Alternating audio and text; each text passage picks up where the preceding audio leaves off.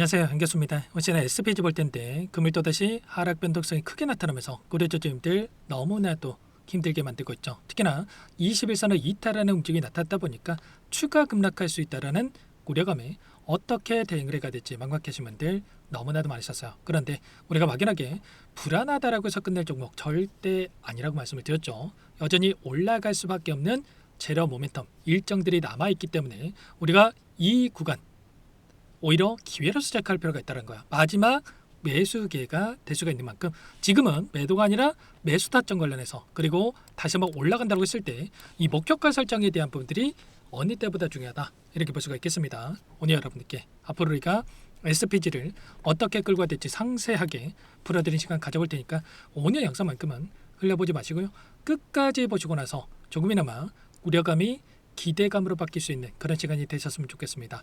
너무나도 중요한 시점 와 있으니까 오늘 준비한 내용 바로 시작해 보도록 할 텐데 그 전에 앞서서 구독과 좋아요 이 정도만 꼭 눌러주시고 시청해 주시기 바라겠습니다.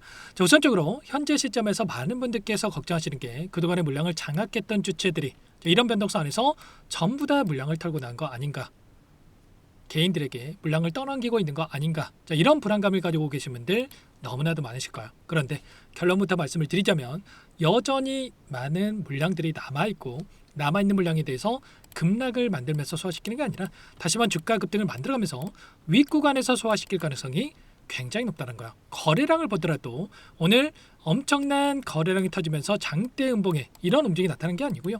일부 물량을 가지고 의도적인 변동성이 만들어지고 있다. 오늘 창구별 매매 동향을 봤을 때에도 일부 외인 창구 쪽에서 물량 이탈에 대한 부분들이 나타나고 있지만 이 물량을 NH투자증권, KB증권 이런 기관들의 창구에서 물량을 담아가고 있다. 기관을 좀 더 넓혀서 체크해본다고 했을 때 여전히 JP모건, 모건스탠리, 메리츠, 유한타증권 이런 외인 창구와 기관들의 창구에서 많은 물량을 보유하고 있기 때문에 남아있는 물량에 대한 부분들에 대해서 여전히 상승에 대한 여력이 남아있기 때문에 추가적인 상승 안에서 물량을 소화시킬 가능성이 굉장히 높다. 이렇게 볼 수가 있다는 겁니다. SPG 같은 경우는 기관들의 물량 변동성이 크게 영향을 미치고 있다라고 말씀을 드렸었는데 보시면 갈색으로 표시된 부분이 기관들의 물량이고요.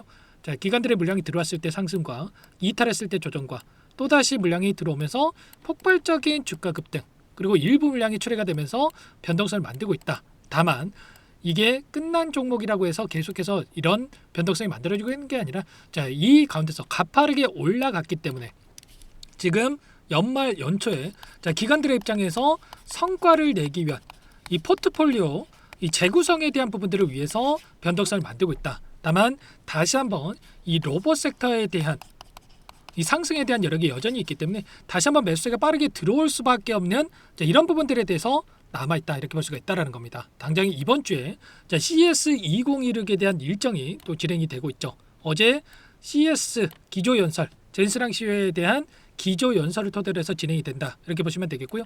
추가적으로 이 로봇 관련된 모멘텀들이 쏟아져 나올 수밖에 없는 이런 일정이 대기 중에 있단 말이에요. 그러면 결국은 다시 한번 이런 재료를 토대로 해서 우리가 기대하고 있는 재료가 노출이 된다고 했을 때 빠르게 장대 양봉으로 주가를 끌어올릴 수 있는 이런 패턴의 움직임이 나타날 수가 있다는 겁니다. 제가 여러 차례 말씀을 드렸지만 결국은 최근에 21선에서 지지하는 움직임이 있었고 이 구간에서만큼은 또 지지하겠지라는 개인 투자자분들의 생각이 너무나도 많겠죠. 그러면 의도적으로라도 한 차례 이탈을 시켜야지만 개인들의 투매 물량이 쏟아져 나올 수밖에 없는 거고요. 이 물량을 받아먹고 나서 다시 한번 빠르게 주가 급등을 만들어갈 수 있는 이런 패턴의 움직임이 나타날 수 있기 때문에 이런 구간 안에서의 아래 구간에서의 매수 타점과 다시 한번 올라갔을 때의 이 매도 타점을 우리가 정확하게 판단하고 대응을 해갈 필요가 있겠습니다. 아시겠죠? 월봉으로 체크해 보더라도 지금과 어디에 위치했습니까? 이전에 보셨던 아래 구간에서 저항으로 작용했던 구간을 강하게 돌파하고 나서 이렇게 올라왔고요.